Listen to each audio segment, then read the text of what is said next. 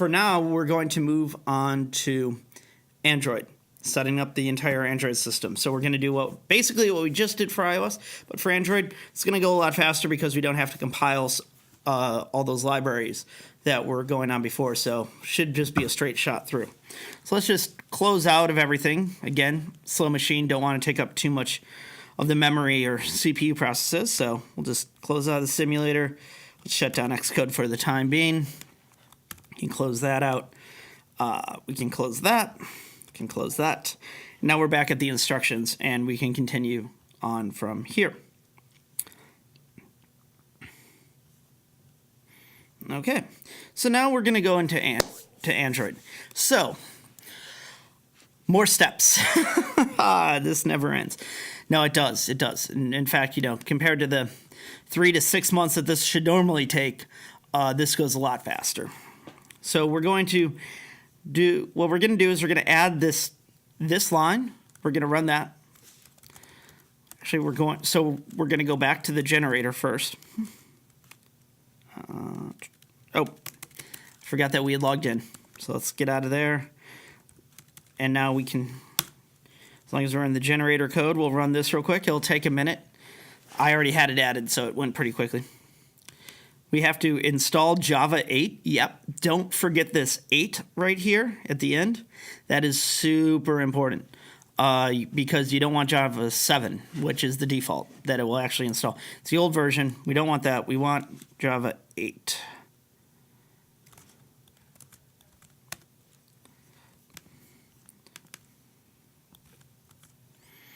Okay. Already installed, but I'm just doing this to show you guys. Do the same thing here. Also already installed, but just to make sure. And if you, for some reason you had installed these before, you're going to want to upgrade Gradle, especially if you've installed it before. You probably already know how to do that. But there's some breaking stuff with some of the older versions that will not allow the next steps to actually work. So just make sure everything is up to date. So it's a good idea to run those anyways, no matter what. Next step is you're going to want to install Android Studio. Okay. So did I delete? Nope. Okay, so I've already done that, which is good because it takes a while. But you're going to want to download Android Studio, and it gives you instructions right here on what to do next. And just follow those steps. Okay, next, what we're going to want to do is we're going to want to git clone the Android actual project, which is pretty easy. Just like before. We'll go back up because we don't want it to be in the generator file, right? We want it to be sort of separate, just like the iOS one was. So we'll clone that out. And now we need to do some interesting things. So basically, this is just to make sure that when you're actually, if you're a developer and you make any changes, you don't accidentally push up a bunch of stuff that breaks everything. An Android app has a very specific folder hierarchy structure and a lot of includes, and it's a very delicate dance and balance that I've managed to script out, so it's super easy to actually make sure everything's set up right. But if you don't do everything right, it will also screw it up. What we're about to do basically will make sure that you don't screw it up if you ever make any changes to the backend. So we'll go into the Android. We'll install all the gems here as well. We use Ruby for a lot of stuff. Mostly this is just handling a lot of the templates and everything like that. Now we want to, there we go. And we'll go back into the generator again. Okay, so on iOS we are lucky enough to have Fastlane that will handle all of the setup and creating the actual products and everything for us. We are not so lucky for Android. Unfortunately, I believe there might be some work done around this. Google seems to change their entire system like every 6 months, so I don't trust or want to really put the time into building something that will be completely obsolete. So instead, it's just fully documented. So we're going to go ahead and do this. We're going to create it on my own account, which is, it'll be fine. Don't worry. Okay, first we want to go to the Play Developer Console. Okay, I'm going to log in.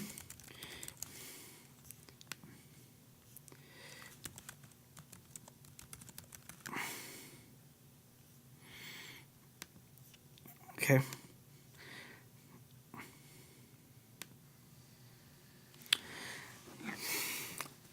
Well, you guys get 30 seconds, so if anybody out there already knows my password, this is a bad idea. But we'll make it happen. Okay, let's wait. Okay.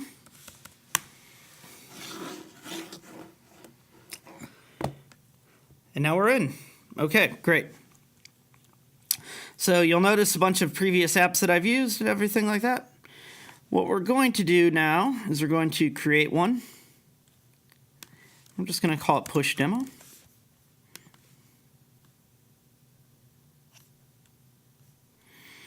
Okay, so now that we've created that, that's great. Now we're going to go into the Firebase console. Now this is where, the reason we're doing this is a couple of reasons. The big one is that what we're about to do is going to create all of the messages. This is going to allow for push notifications to actually go through Google. Now, unlike iOS, where you don't actually have to build anything in, it just sort of works. With Google, you need to actually create a file from the beginning that you actually put into the build process. This is super easy. It's going to just take a minute. So once you log into the Firebase console, I'm already logged in since I was logged in before. Click Add Project, zoom in, and we're just going to, so what did we call it before? We called it push demo, or no, we called it push app dash, I'm trying to remember now off the top of my head.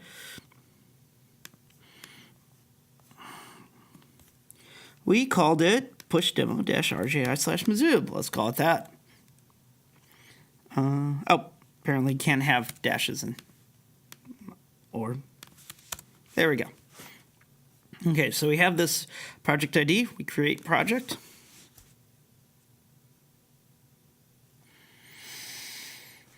Hope everybody out there is having a good day, good weekend.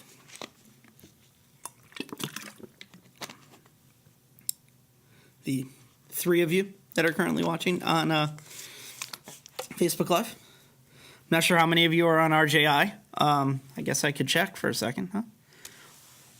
Sort of curious. Okay, so once we get in, we click this, and we're in here, and now what we can do is add Firebase to your Android app. So we're going to take the package name that we had put in over here, copy and paste that in. We'll call it something too. Why don't we just put the same thing for the day that we put in earlier? Okay. Now we click Register App. Okay, so this is the long walk for the short drink of water. We need to click here to download Google Services.json. Okay? What that is a JSON file that contains all the info that your app needs to be able to tell Google to start sending it messages. Pretty easy. And what we do is we need to put it into a very specific folder in the generator. So we can go into the generator folder again. Let's just see a normal list there. And you'll notice there's an entire folder just called Google Service, which is awesome. Ignore all these. We'll get rid of them. They're all out of date. Don't bother using them anyways if they're in the repository still. But what we can do is we'll take the Google Services JSON, we'll move it in. And remember that suffix that we added at the end of here, right there? We need to add that to the end of the Google Services. Again, this is so that if there are multiple installations, it will work across the board. It'll still work, so you can have number of clients or perhaps different publications within your publication. So if you maybe run a weekly and you want that, you can have different apps for each of those, and they'll all still exist in your same computer. Most of these things I did for sanity's sake, because managing 9 of them by yourself was just not happening. So a lot of these will end up helping anybody that actually wants to use this project, but it also helps me as well. Okay, so now that we move that over, we are good to go there. And we just followed these instructions. Okay, so now let's run the generator. I don't know why that link is like that. So like I mentioned before, we're sort of winging it just a little bit. So I'm just going to type it in here. Bundle exec ruby push.rb. We're going to want to indicate, actually we don't need to indicate the file. Never mind, because we're only running one. We're good.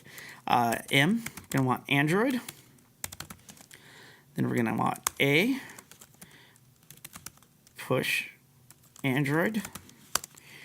And as the instructions say, run it in offline mode. Basically what this does is it just puts everything in the right place, but doesn't try to compile it. So it's not going to try to download all the libraries that are attached to it via the bundle, via the bundle manager. The reason that I originally wrote this is because I was doing a lot of coding on airplanes, and turns out Android really likes it if you have an working internet connection normally, but sometimes you don't, and so this was invented. Has a couple side effects. For instance, in the setup, it works really well too.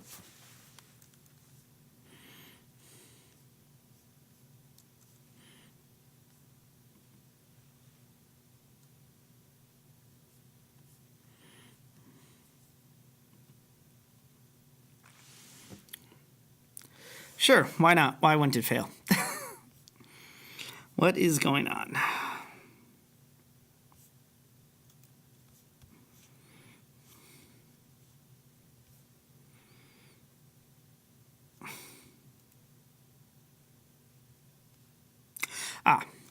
Right, okay, so what we wanted to do is we wanted to do that. This is totally fine. And we need to now open up Android Studio.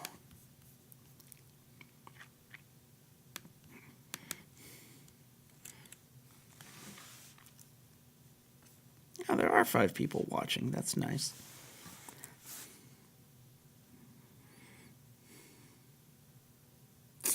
So Android Studio is Google's IDE. It's actually not Google's IDE. It's based on a IDE called IntelliJ, which is, if you're ever coding Java, by far the best thing to use.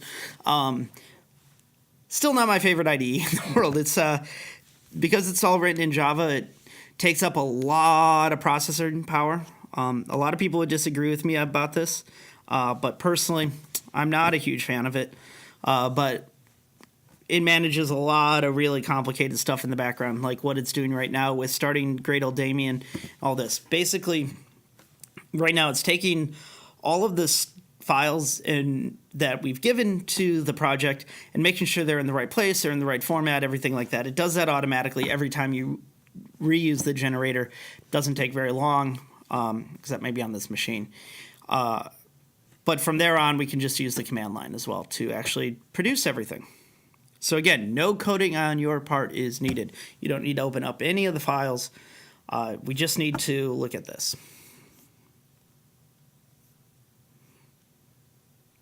Nope, don't want to add any of those files to Git. Just hit cancel on that. Honestly, if you hit add, it wouldn't make a big difference anyways, but.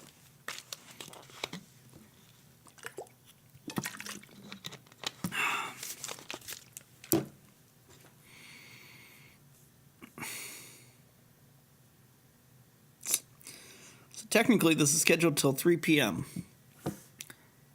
I hope it doesn't go that long. For those of you in a different time zone, it's currently 1:19. That gives us an hour and 41 minutes. Let's see if we can get everything done within an hour and 41 minutes.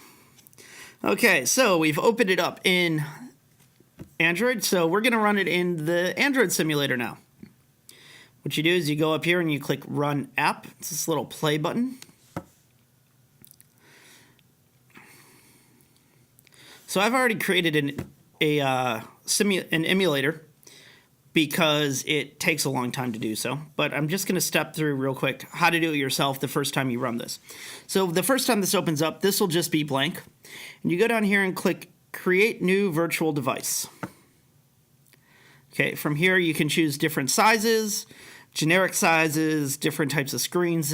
Just choose whatever. You know, the default one that it gives you is usually pretty good. And then in here, there's going to be different system images. Now, unlike iOS, Android is diverse, to put it mildly. With iOS, you're almost guaranteed to have at least 80 to 90% of your user base on the most recent version of the operating system, even if their devices are 4 or 5 years old. Apple's really good at that, and it's the reason that I'm honestly such a big fanboy of it. For Android, it's a little bit different. Android has many different versions, going all the way up to 9.0, I believe, is currently out. P, I believe that's 9. But there are still phones in parts of the world sold with Android 4.3 as new. Now, Push, because it was developed in Eastern Europe, supports all the way back to 4.3. Actually, it will support phones that were originally sold in 2011 for the most part, because it's actually very low footprint.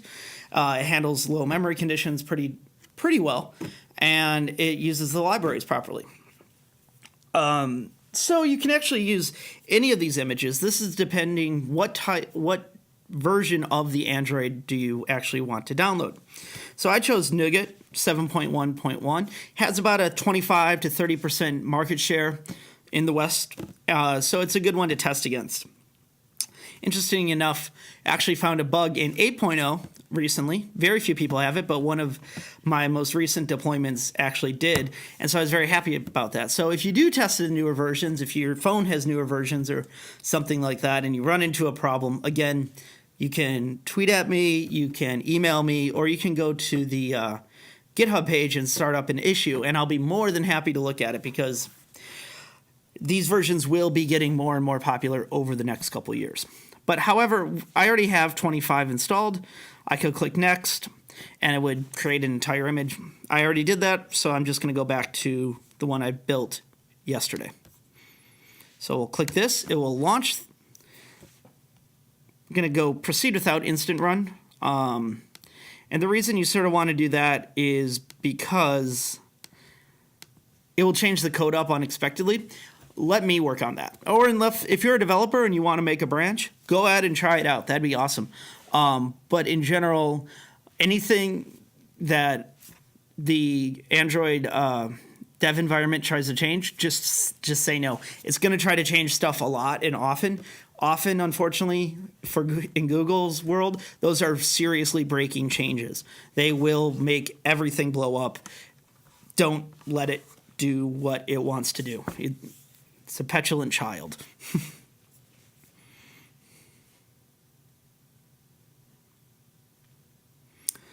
This will take a minute, because unlike the iOS, which actually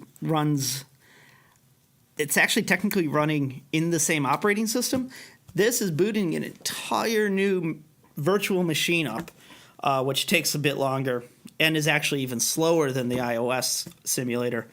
But also gives you a more consistent runtime experience. So when you're testing against it, it's actually like the real proper code, unlike iOS, where they're on very small subsets. There's a slight difference in the way that some libraries act, or at least there used to be. I hope Apple actually fixed that.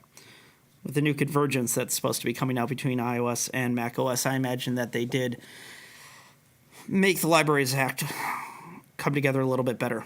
Okay, so it's booting. This is cool.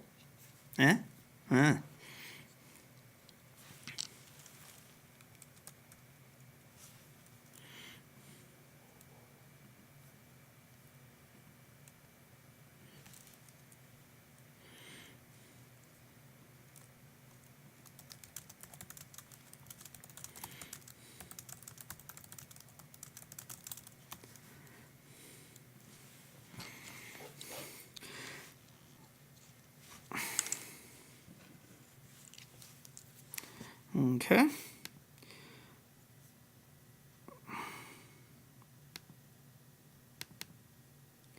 So I said you wouldn't have to code anything. Well, for some reason I am getting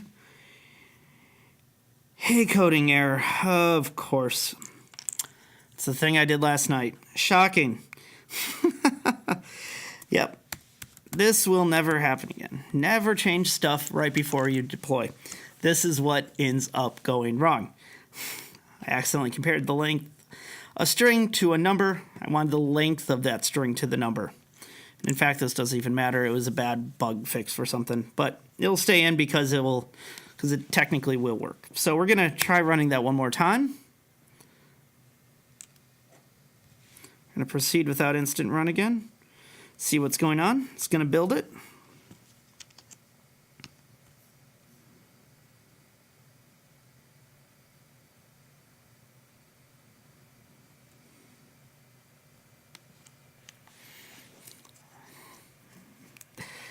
Normally, that gets tested. You, again, will not have to edit a single line of actual computer code to be able to use this project. That was just that was my fault. I would have checked it this morning again, except that I had to get out and get over here, unfortunately. Also, if anybody want to write better unit tests, that would be awesome. So if there are developers actually out there watching, this is an open source project. And so, again, things are, what is going on here?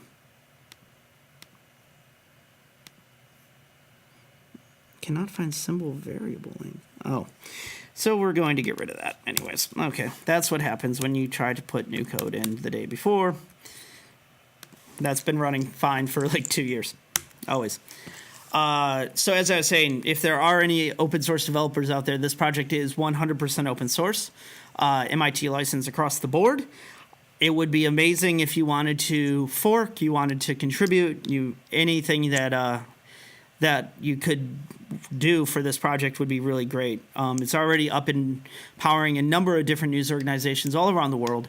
And so anything you do will actually come and make a difference. I truly believe that this is one piece of the puzzle for a lot of local and smaller newsrooms anywhere. The U.S. problems are not the same, or the same as problems that you find in rural France or Poland or Germany.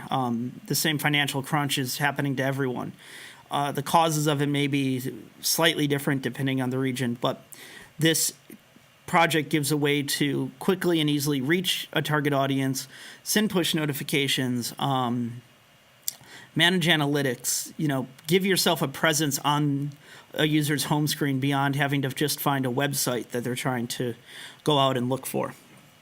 And, I really think that it can make a big difference. And with the anti-censorship tooling in it, I think there's even a bigger reason that some of you, if you're interested in this at all, may want to contribute. It'd be really phenomenal.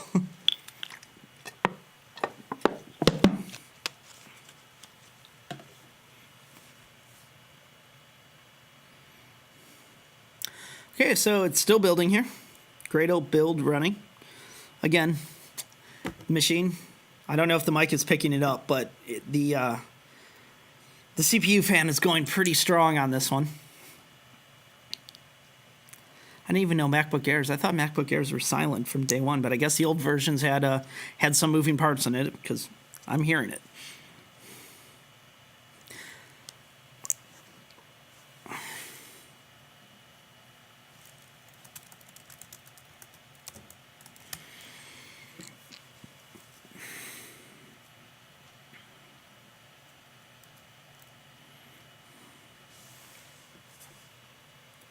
While that's doing it, I'm actually going to fix that bug in the repository right now.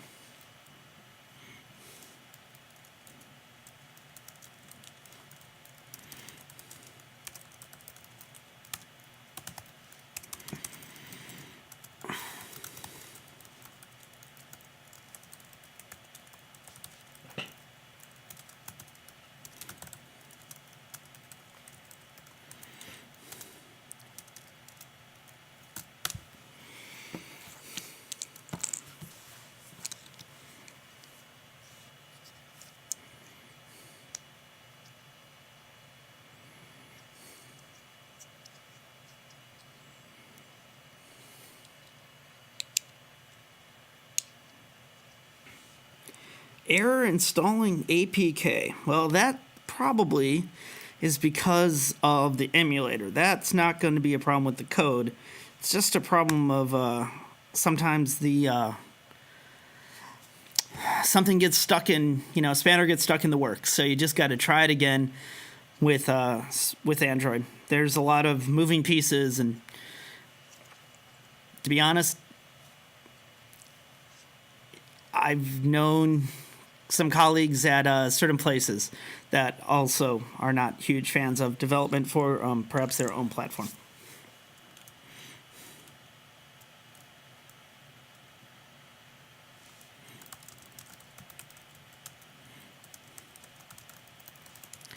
Again, if you do have any questions or anything, we're on Twitter. Also on the Facebook Live page that this is coming in at, for the two of you currently on the Facebook Live page. I didn't expect this to have a wide viewing on day of, but again, this is going to be all cut up into videos.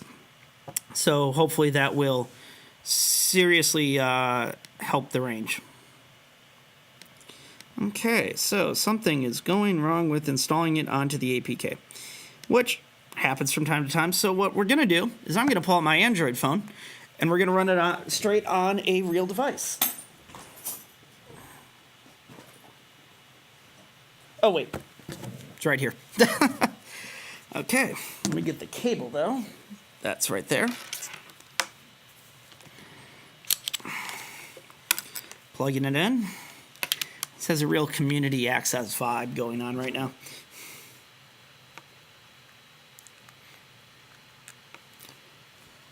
Which community access TV is very important to the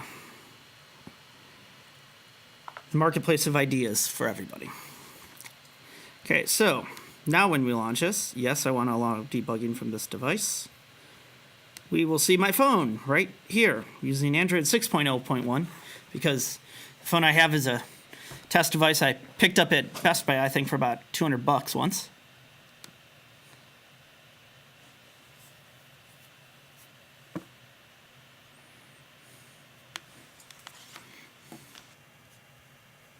Again, doing this live is always a little fun treat, so we ran into something wrong here. Not really too sure. Here we go. What was going on here? Yes, this is what I ran into last night that I was trying to fix. Let's take George's advice, put the code back in, see how it goes. Let's see if that actually fixes it this time. Thank you.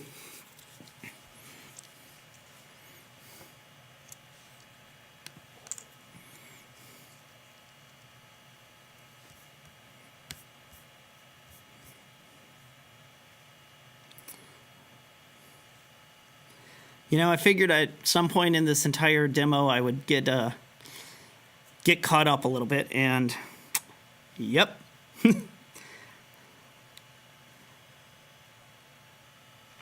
Okay.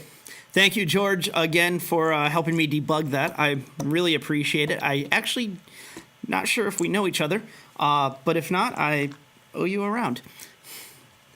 So there it is. Oh, no, sorry. Why am I pointing it to the microphone?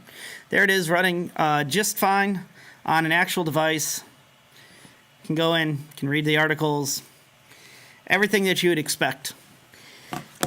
Okay, so now we got all the code set up. Everything seems to be working quite well. And let's go to the next phase. Okay, so what you'll notice, so now that we got that up and running on here, what we're going to want to do is be able to generate a signed APK. And this is what you actually need to be able to do to upload to the App Store well. So we're just going to do this real quickly. Again, the settings are right here, or the steps are right here. But it's just one more piece that we need to get around to. Sure. Okay, so we're going to close that emulator out because that's going to take up all of the resources on the machine otherwise.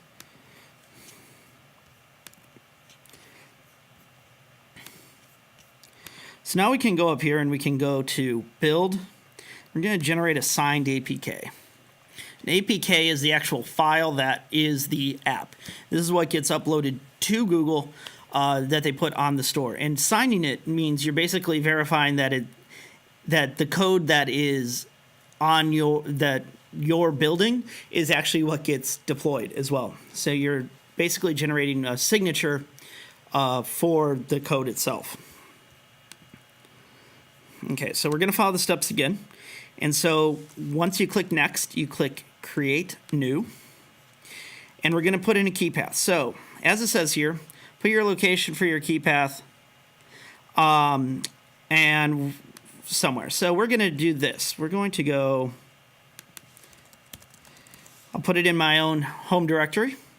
You're going to want to keep this really safe as well. You're going to want to make sure that this is not stolen from you, that you don't lose it, because if you do, you're going to have to call Google.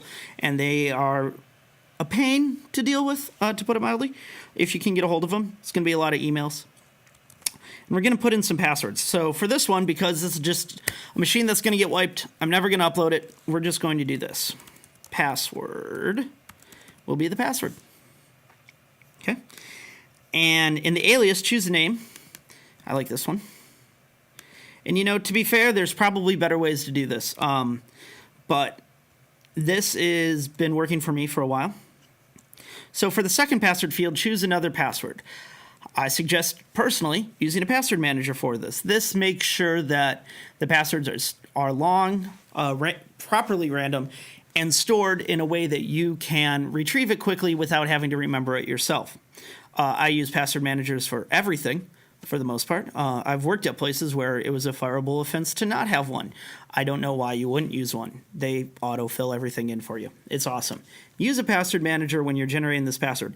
I'm going to be a bad person today and not do that because, again, everything's just going to get wiped out in a few minutes anyways. So we're going to, in fact, just do something like that. Okay. This is going to be put into plain text in your creds file anyways, what you're also going to want to keep careful and, again, not check in. But we'll get back to that in a minute. Okay.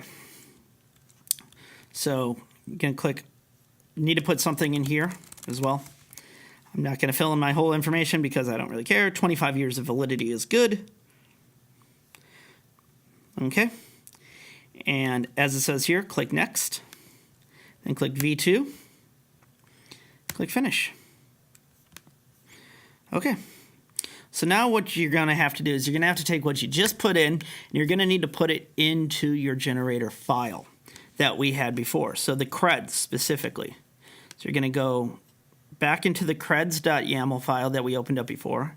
You can also navigate to it from here in push generator and then find the creds.yaml. I'm just going to open it up right here real quickly.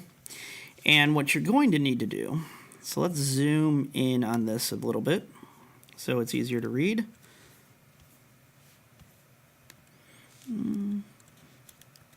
Okay. Is you need to actually put, so now that key store that you put in, we're going to put the same path here so that our generator script knows where to look when it's trying to do its thing. Okay. So Android store password. Well, you know what? I put something pretty basic in there. So what did we call our key alias? We called it push app key store. We'll put that there. We'll do this again. I know this seems like a lot of work, but if you actually spread it out over the course of a couple hours and don't do it all in like one push like I am, it's not that bad. And it's a lot easier than building your own over the long term. So,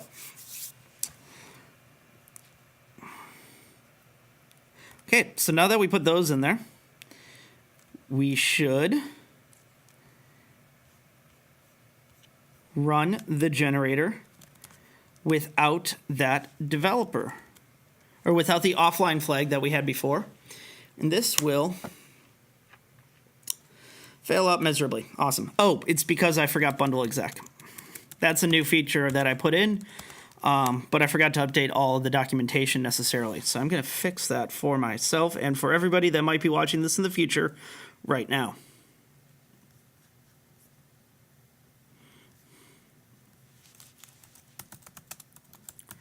Again, I put that in there for consistency so that you're always using the right version at the right time.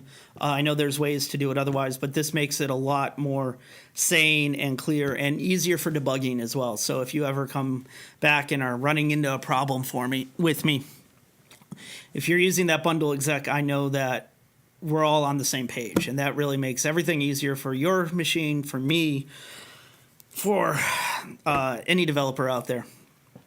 Versioning is important, guys. I don't do it all that well sometimes.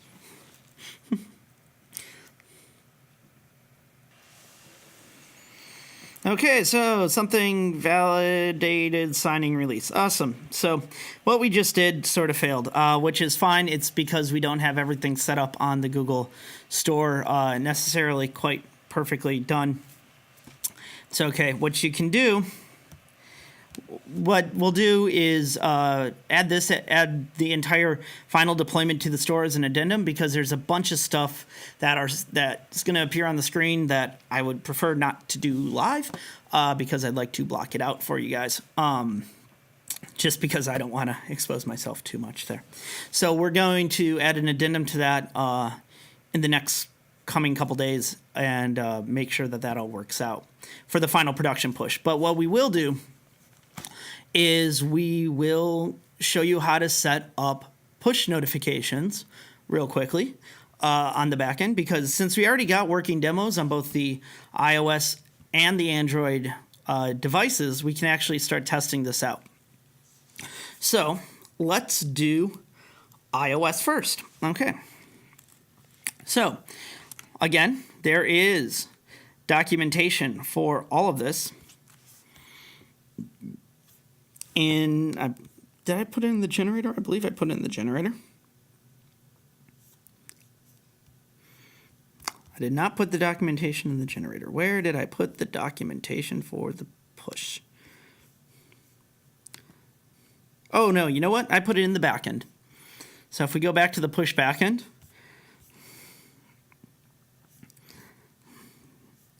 this is setting up push notifications.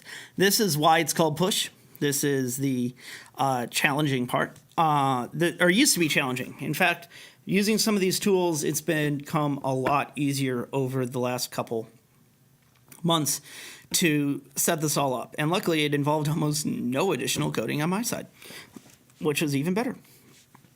So it used to be that to create all the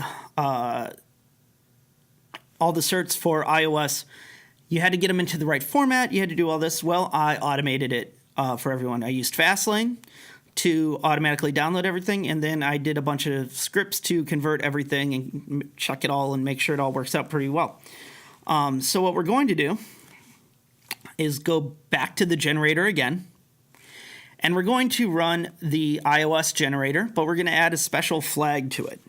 And you'll see in a second what I mean. ruby.rb, and we're going to say the mode is iOS. We're going to add the path to the iOS library, and then what we're going to do is we're going to add -c for certs or certificates. Now when you add this, it does one thing.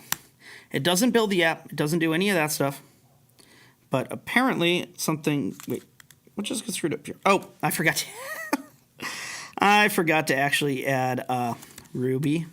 It's just been a long day. A lot of time on the air today, guys. So there we go. So bundle exec Ruby, the push generator script, the mode, the path, and then the -c flag. And this is going to do one thing. And it's going to reach out to Apple using the credentials that you've already provided, and it's going to create a new push certificate for the app. It's going to download it. And then what it's going to do is, as you can see here, it's converting the certificates to the proper format for Unikush. Unikush requires it to be just right, and it's a little bit of a pain, and I kept forgetting it and keep going back to the same Stack Overflow article. And so I decided to just put it all in, let it be done, and now it saves. It will even give you the URL that you have to go to upload it. So I'll just copy and paste that over. After we log in, with the password, with the user that we created way back when. Okay. So what it did is it put everything into a folder. It created this folder, credentials, for push, for iOS, and for this project that we're creating. So this is the name that we called it earlier. And what you see in here is a bunch of stuff. These are the ones that are automatically downloaded by PEM. We keep by Fastlane. We keep those just for backup purposes, academic purposes, whatever you want. But what we actually care about, what we're actually going to be uploading to Unikoosh that is necessary to handle the push notifications, are these two files right here. And since they have the same extension, I helpfully labeled them cert and key for you. So it's all you do is APNS cert. Go in here, and we'll just grab that file, that right there. Make sure the cert goes into the cert. Make sure the key goes into the key. Click Save. And it successfully uploaded all the certs.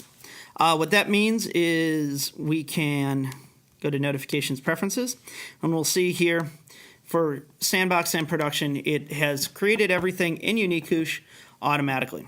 This is very nice. This should happen automatically. Should.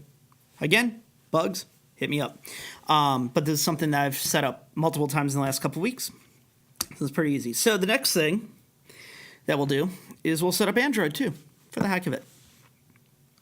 So Android recently, although technically still available, really not a good idea, switched from what's called Google Cloud Messaging, which you'll see here labeled GCM, to something called Firebase Messaging, FBM, or FCM, I think is what they call it. Doesn't matter. I upgraded it. I didn't literally take the time to change the text labels yet. I was more worried about whether or not it worked than making sure that all the labels were right. So just assume that GCM and FCM for the purposes of this are the same. So what we're going to do is we're going to go back to Google. This is where we were before. This is the Firebase console, right? console.firebase.google.com. You go here, you go into your project, and you're in Overview. To get the settings that we need, it's really easy. No more downloading, nothing like that. You go to Settings, and you go to Project Settings. And if we go back to here, we click GCM Management. So it says Legacy. Again, just go with it. This is from an old past time that I tried, but I'm going to move it all over sooner rather than later. But just go with it. So when we go back here, we'll see Project ID. Why does it keep doing that? Anyways, we go to Project ID. We can just copy and paste that Project ID into here. There's going to be a couple other things. There's going to be like project facing name, public facing name, and project name, and all these things. No, we just want this one, just this guy right here. Then we go into Cloud Messaging, and we want server key. I know the label says legacy server key. I need to fix that. Click that to copy. You can just paste that into there real quickly. You click Save, and it should be up and running. That is all you need to do to set up push notifications. As long as you have that Google services in your app and also your app running on your phone, you're good to go. So we're going to build for the iOS app and see if that worked. If not, we might go into a little bit of debugging, something that you yourself might have to do while I still try to, if something goes wrong. Theoretically, it should work. Let's give it a shot. Why don't we? So I'm gonna plug my device into here. I am going to go into Xcode on my machine.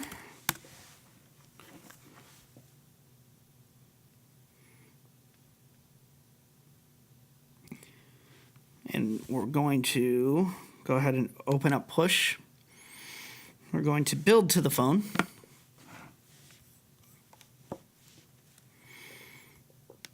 So unlike before, we were building to the simulator. Now we're going to go up here and click iPhone X. I'm going to unlock my phone, and it's going to probably ask to trust this computer. Yep. Okay.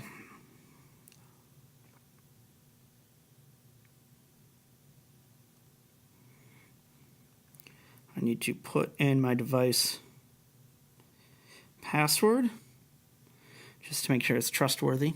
You'll have to do that the very first time you ever plug your phone into your computer, but after that, you're good to go.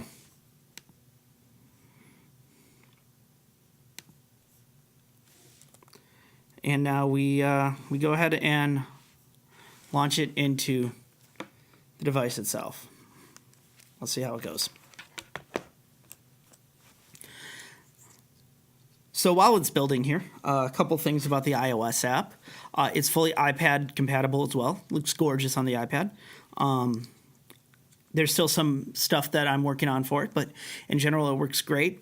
Excellent reading experience. I use it myself. It's my main way I interact with the app, actually, for our partner organizations these days, when I'm not developing, when I'm just consuming. The iOS app is fully compatible with iOS 10 and 11. I recently bumped it up from 9 just for the heck of it, for sanity purposes. But that means that it will run on everything back to, I think, an iPhone 3GS or maybe an iPhone 4 is the earliest.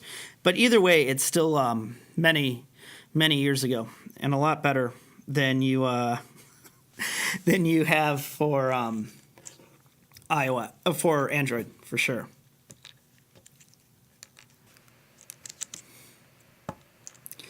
Okay, so just about... yes. Okay, so when you're building to the device, I forgot to do this. My apologies, everybody. This is an important thing. So one of the hardest parts about iOS automatic development, like I use with the generator script, is something called code signing. Now, if you're just doing it from the terminal, it works pretty well. I managed to make the dance work well. Fastlane, again, that tool that I use, does a great job of it. However, when you're actually trying to build to a device, Apple gets really weird. It's super easy to fix. I'll show you how to fix it in just a second here. But it's just something to keep in mind as something that you sort of have to do. Literally, you uncheck manage code signing, you recheck it, click enable automatic.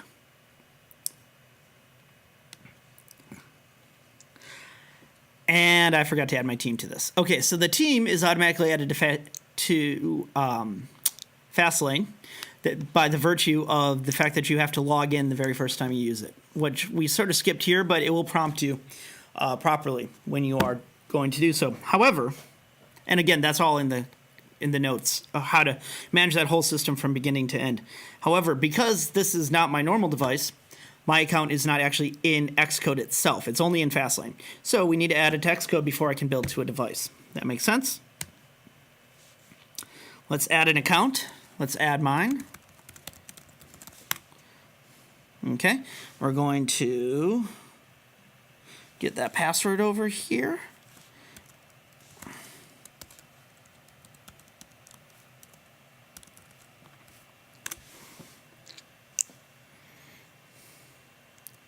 Now it's going to ask me for a two-factor auth, I'm pretty sure. Oh, that's not great. It should have done so, but maybe it just saved it from the previous sessions that I had before when I was logging in on the browser. Okay, so now we have that. We're going to choose the team that we're going to use.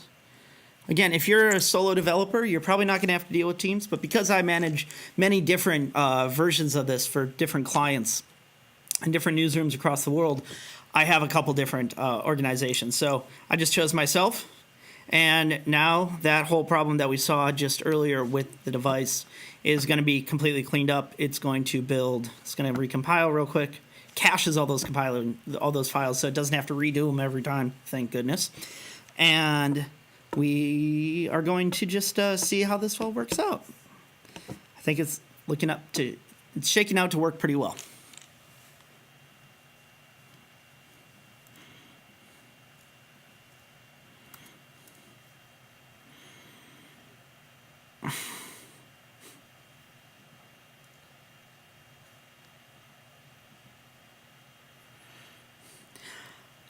Again, questions. If any of you are watching this online and you're at all curious about any of this or want to get in touch, feel free to do so.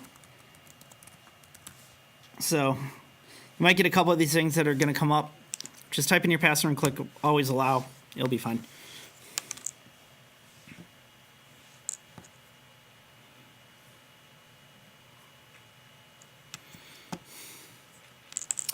Okay.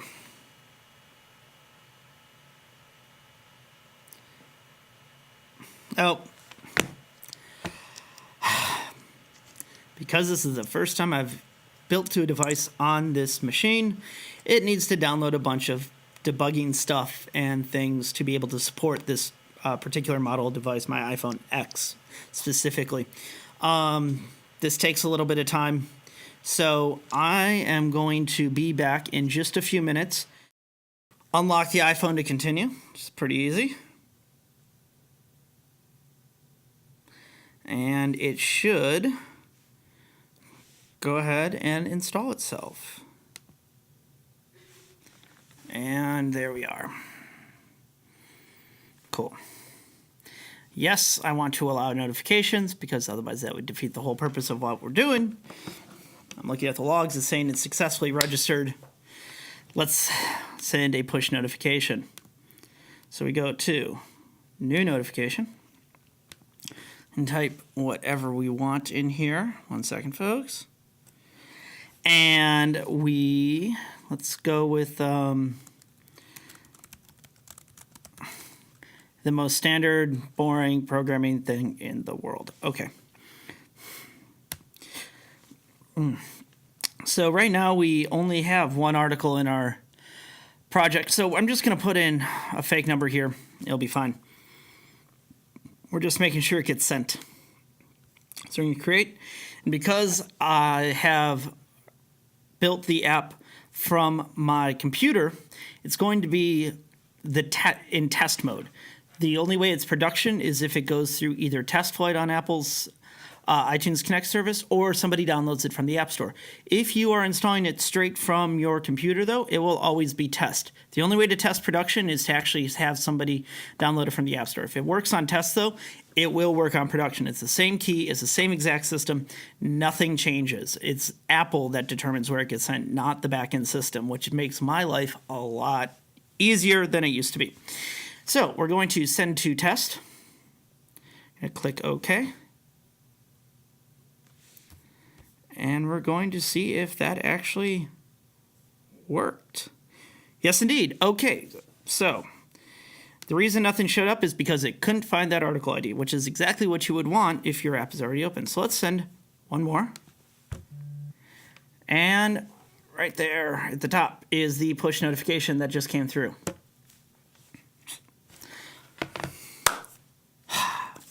Okay, so that's how you set up iOS. Let's give Android a shot and see how it works out.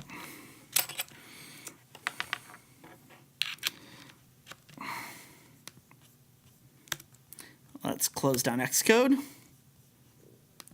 Let's open up Android here. And let's, again, rerun.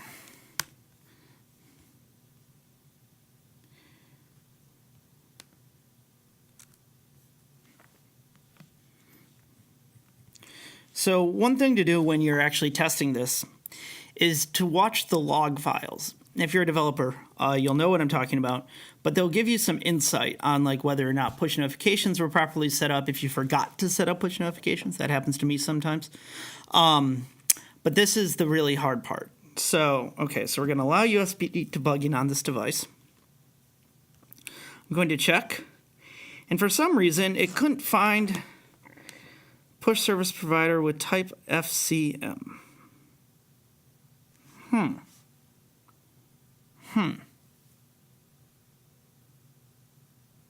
Interesting.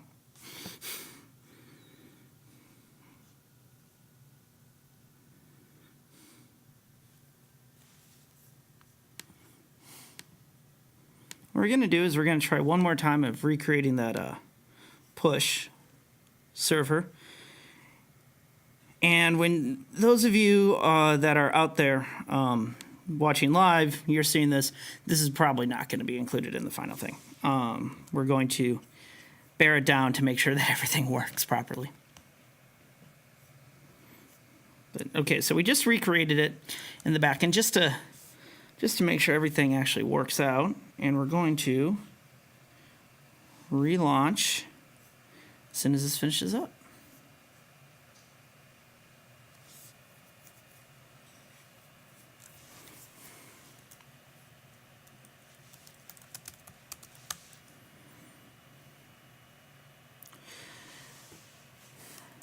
So George, I'll answer you here, and I'll answer you on Facebook. It's about, let me think here. We just added 3 more last week, so probably around 12 newsrooms around the world are currently working on push. I'd like to see that number get a lot bigger, especially since you host it yourself.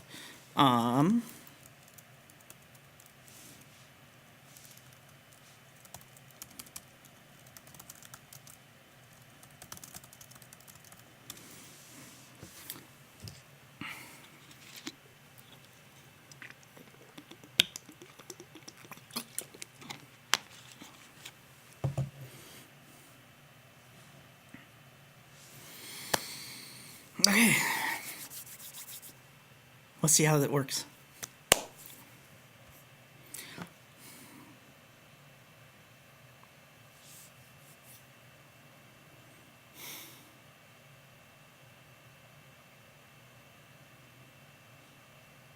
Come on, install that APK.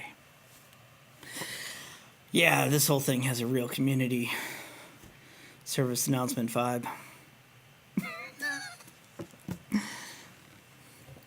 It's probably because I'm watching it on the actual screen in 30 frames per second or 60 frames per second that it feels a little off. And now I'm mumbling to myself, so.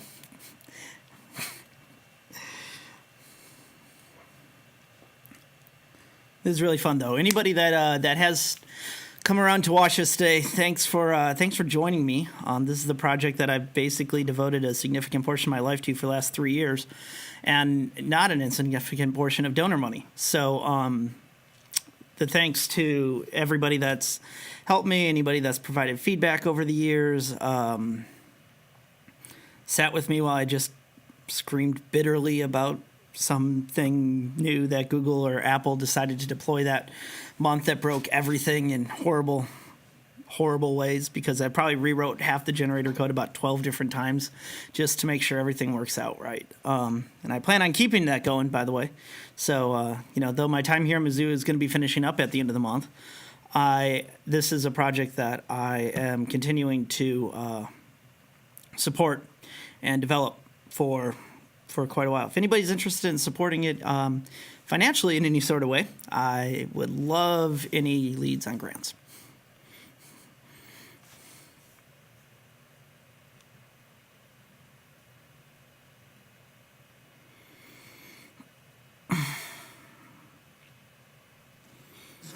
Okay. Just waiting for it to launch now.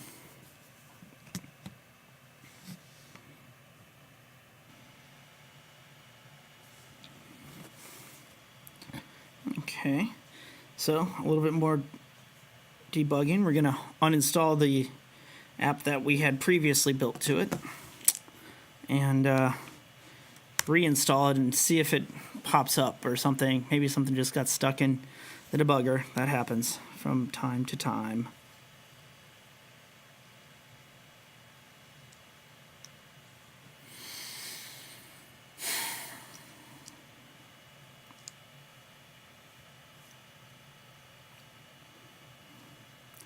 So this is the unfortunate truth of push. Though you don't need to write a single line of code to use it, it does help to have some coding experience underneath your belt to be able to actually set the entire project up and run it properly.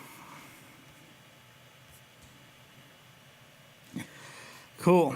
Okay, so as you see here, it's successfully subscribed to the push services. So hopefully, if we go back to notifications, and we can resend the same one that we had before. We send a push notification. There we go. Right at the top of the screen. Okay, so we set up push notifications for both iOS and Android in production and sandbox, which makes me exceedingly happy.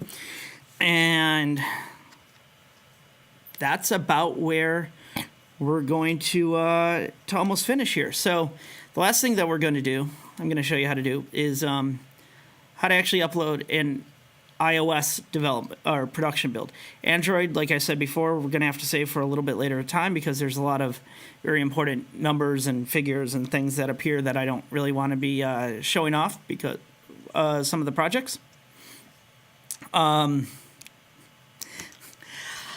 But yes, so we'll just do iOS real quick, and it'll show you the basics of how the Android works as well. So we're going to try two methods. I'm hoping that the first one works flawlessly. If not, the second one is the fallback that you'll want to be using. This is not fully documented. It's something that I do need to work on. But if you watch this video, you should be able to follow along pretty well. Okay, so now that we're at the push generator screen, just like before, we're going to do what we did before. In fact, we can just go up because we had just created the certs, but we're going to do this. But we're going to do production. So -P, we'll put it into production mode. Now we can indicate a version number. This is, 1.0, 2.0. Let's just go with 0.1 for the moment. They need an iOS build number. So this is the number of the build with that version number. This is different than on Android, where it's actually the overall build number ever uploaded. And then the version number is just cosmetic. Here they're both functional, but they're within each other. So this will be the first build of the 0.1 function that we'll be uploading to the App Store. So if you press enter, it'll let it do its thing. Let's see what comes out.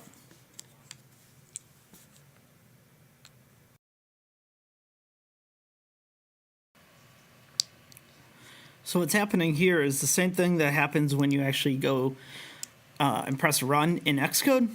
This is all happening just in the background. So this is the sort of insider X-ray view of what's going on. This is what they try to show you on, TV shows when they're pretending that they're showing hackers or whatever. It's just this. It's not real hacking. So if anybody is wondering, yes, the Facebook library is in there. No, and you can go check this for yourself. It's not actually used for very much. It's used for some parts of sharing, all user initiated. Location is never stored. Location is never used. Personal information is never used or stored. So it's in there, but it's not actually collecting anything from the app itself.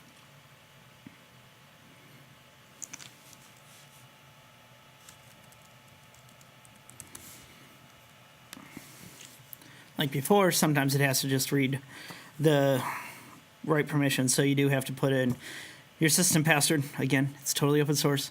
If you don't trust me, go look for yourself.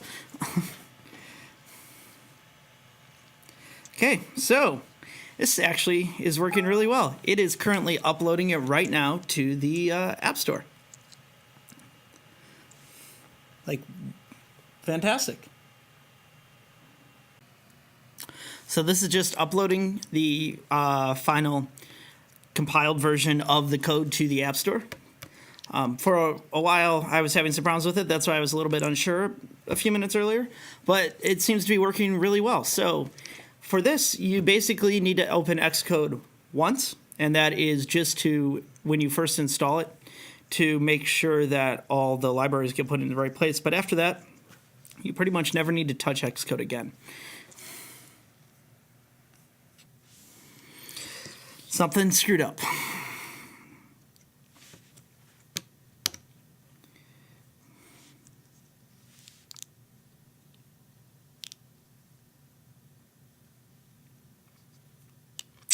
Okay, so that's a two-factor auth issue. That seems to be something new. Like I said, Apple keeps adjusting this stuff up. So what I'm going to do now then, since that almost worked, but I'm going to do my best to actually fix that since it's something that affects me very well, is I'm going to show you the second method as well. If you run into a problem like this, that lets you, with Xcode, upload your binaries as well, very easily. So what we're going to do is we're going to open Xcode again. So if you get so when you run the production like that, it will still actually save all the production models to the library, to the project. So when you open Xcode, it'll be ready to compile for production very quickly. To do so, you can just do product, archive. What this will do is it will basically do what we just did, but it's going to save it with an Xcode. And Xcode is a little bit more robust when it comes to handling some of these authentication issues. So it's going to be able to prompt you more so than running into sort of a roadblock like we just did and just bombing out. It will actually ask you for the things that it needs instead of just telling you that you don't have it anymore. So this should be coming up in just a minute.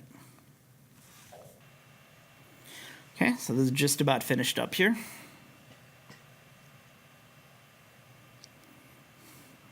There we are. This is the one we just built.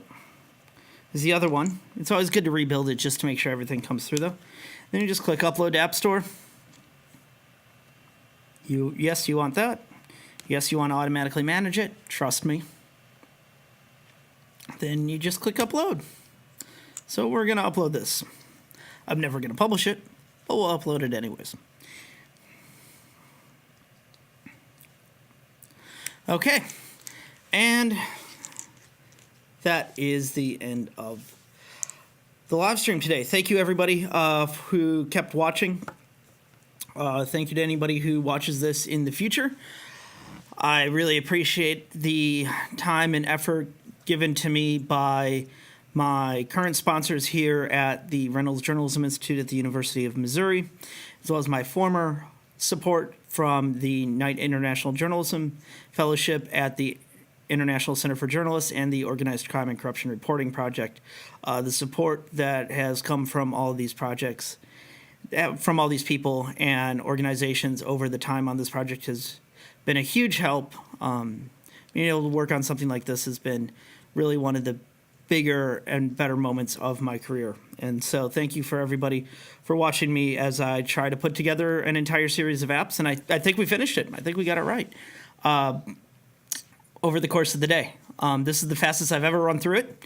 And so what you saw was something a little bit raw, but something that I think everyone would have to deal with. It's what I have to deal with all the time. And it's definitely a lot easier than having to write it for yourself. So thank you again, everybody. Thank you for your time. And thanks to everybody that helped make this.